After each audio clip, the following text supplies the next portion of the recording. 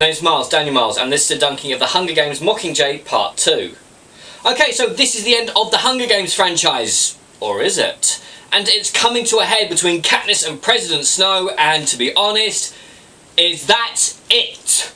Is that it? Is that all I get in this film? I was watching the previous film last Saturday, curled up on my sofa in a doze that was threatening to become a full-on nap. I at least was comforted in the thought that, well, like Harry Potter, the last film is going to be straight-on action. We are going to see these two finally face off, and they didn't. All the combat seems to be happening not just here, slightly off to the edge of your screen, but sort of over here somewhere where you have no hope of seeing it. Katniss is being used as a propaganda tool, and I think they're trying to go for a satirical angle, but it just doesn't work. The love triangle bored me stiff. I took my girlfriend, she was bored stiff, we were fidgeting like mad. At the end of the film, nobody was excited. Opening night, a packed screening, and at the end of it, not one person said, wow, that was amazing, or wow, that was incredible. It was just sort of, all the action, it happens off screen. There's a few moments. Suspiciously, there's a trailer worth of action moments in this film.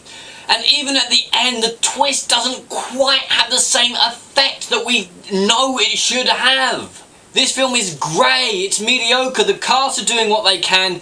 Clearly the costume designers were told, here is a big pile of money. Make good taste go away. And they've done that, and they're clearly having the time of their life. But there's no moment in this film that I'm going to remember. There is no reason in watching this film that I can see why anybody is going to watch these films again in 5, 10, 15 years and rediscover them. Yes, it's great to have a feminist action star in Katniss. Yes, I think it should be told this story. But I was expecting more from this film. I want the film that was in the trailers. A film of tenseness, of dueling. The bad guys in this film seem to know from minute one that they've lost, and yet they keep fighting off screen.